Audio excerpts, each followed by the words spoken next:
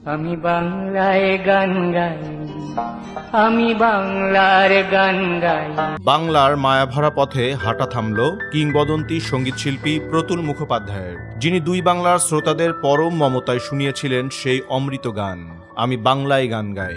একই গানে বলেছিলেন, আমি এই বাংলার মায়াভরা পথে হেঁটেছি এতটা দূর। সেই প্রতুল হাঁটা থামালেন শনিবার সকালে ৮২ বছর বয়সে। প্রখ্যাত এই সঙ্গীত শিল্পীর কণ্ঠে আর কখনো ধ্বনিত হবে না তার সে বিখ্যাত সে আরেক গান, আলু বেচো ছোলা বেচো বেচো বাকর খানি, বেচোনা বেচোনা বন্ধু তোমার চোখের মনি। অন্ত্রের অস্ত্রোপচারের পর হৃদরোগে আক্রান্ত হয়েছিলেন প্রবীণ এই শিল্পী।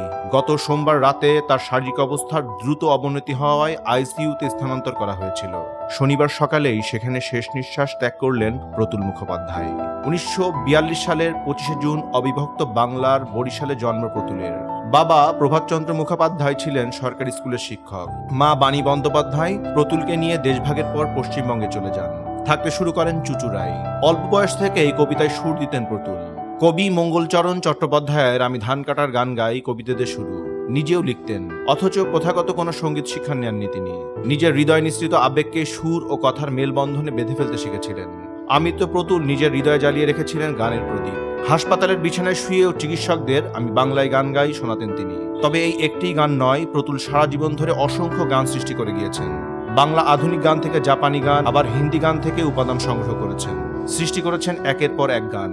তার জীবনের প্রথম অ্যালবাম পাথরে পাথরে নাচে আগুন, তবে সেটি একক অ্যালবাম নয়, অন্য শিল্পীদের সঙ্গে মিলে কাজ করতে হয়েছিল। এরপর ১৯৯৪ সালে যেতে হবে প্রতুলের প্রথম একক অ্যালবাম, শেষ অ্যালবাম ভোর। সেখানে সংকলিত হয়েছিল শিল্পীর অপ্রকাশিত গানগুলি। অন্যান্য গানের মতোই আমি বাংলায় গান গাই গাওয়ার সময় তার কণ্ঠনিঃসৃত জাদুতে গানের কথার সুরেলা চলন মগ্ন করে রাখত শ্রোতাকে। যতদিন বাঙালির শ্রোতা থাকবে এই পৃথিবীতে বেঁচে চলবে গানটি, থেকে যাবে সেই গানের অমোঘ অনুরণন। থাকবেন প্রতুলও। ডেস্ক রিপোর্ট, দৈনিক রানার।